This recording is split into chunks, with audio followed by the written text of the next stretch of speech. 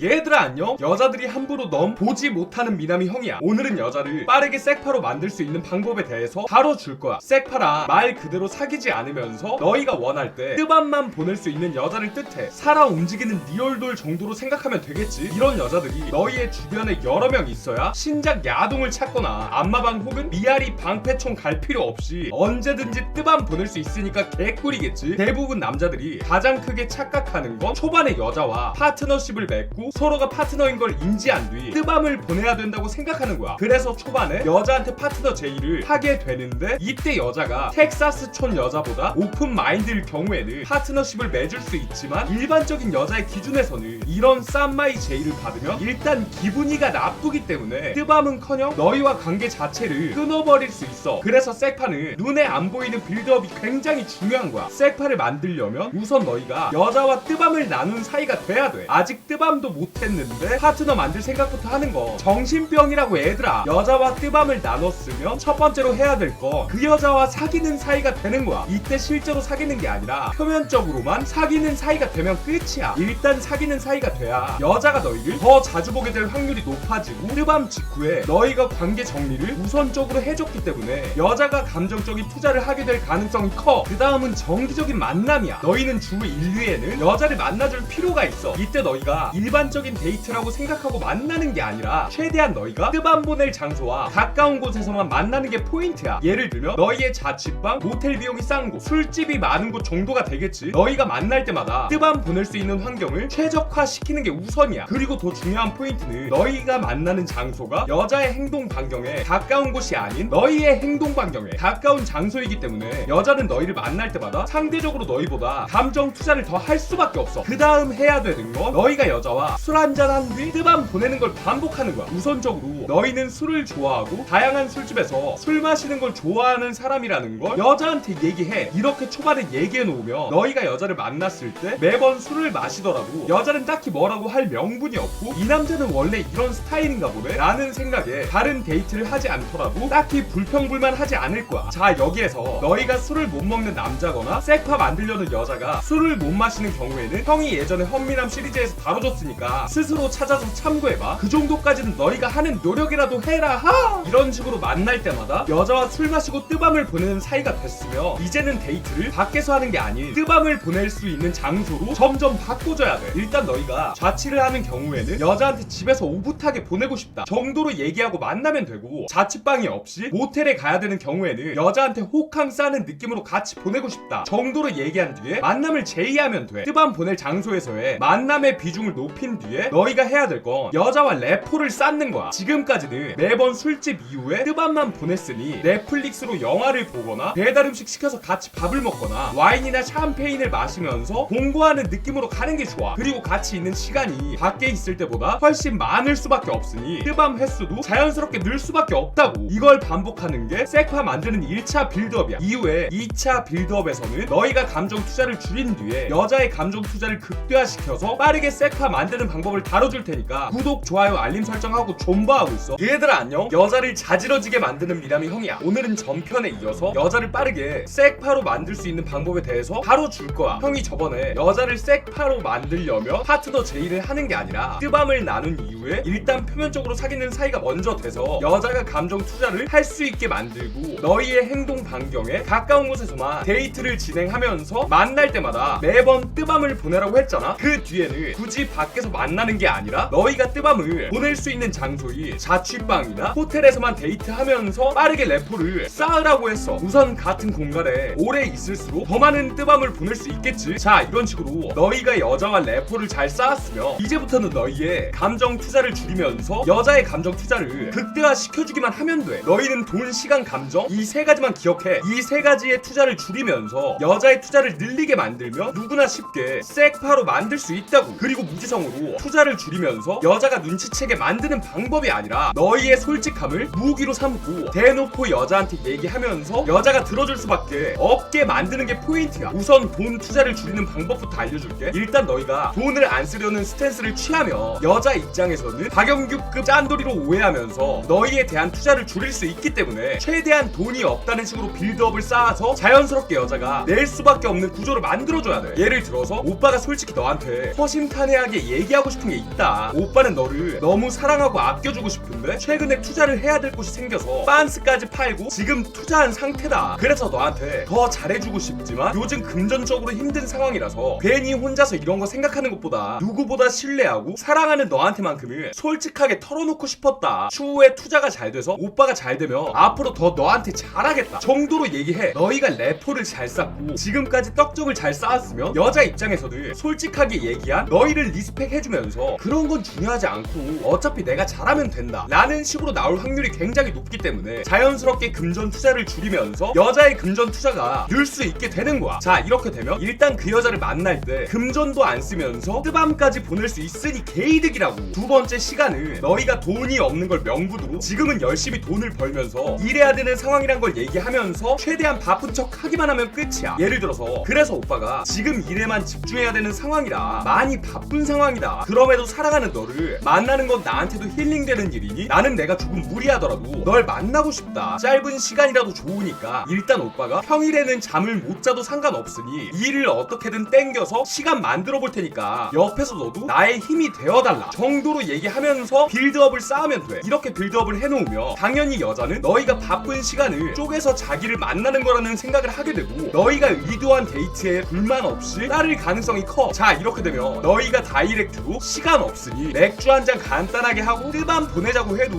무리 없이 따를 수 있는 거라고. 이런 게 개 쩌는 거라고 얘들아. 이제 마지막은 감정 투자를 줄이는 방법이야. 자, 이건 너희가 돈 시간을 명분으로 자연스럽게 감정이 언제든지 식을 수 있음을 여자한테 얘기하는 거야. 예를 들어서 그래서 지금 오빠는 굉장히 스트레스도 많이 받는 상태인데 오빠는 다른 남자들에 비해서 지금 심적으로 여유가 없는 편이다. 그래서 내 주변에 있는 여자친구가 불만이나 짜증 같은 걸 낸다며 더 스트레스를 받기 때문에 차라리 안 만나는 게 낫다라는 생각을 평소에 하고 있다. 전에 만난 여자애들도 나한테 스트레스를 너무 받게 해서 헤어진 게 큰데 지금 만나는 너는 그런 모습이 전혀 없으니 오빠한텐 심적으로 안정이 된다. 이러는데 사랑하지 않을 수 없다. 진심으로 사랑한다 라고 빌드업을 해놓으며 여자 입장에서는 당연히 너희한테 스트레스를 주는 행위가 곧 이별이라는 생각을 하게 되니 순종적으로 나올 수밖에 없다고.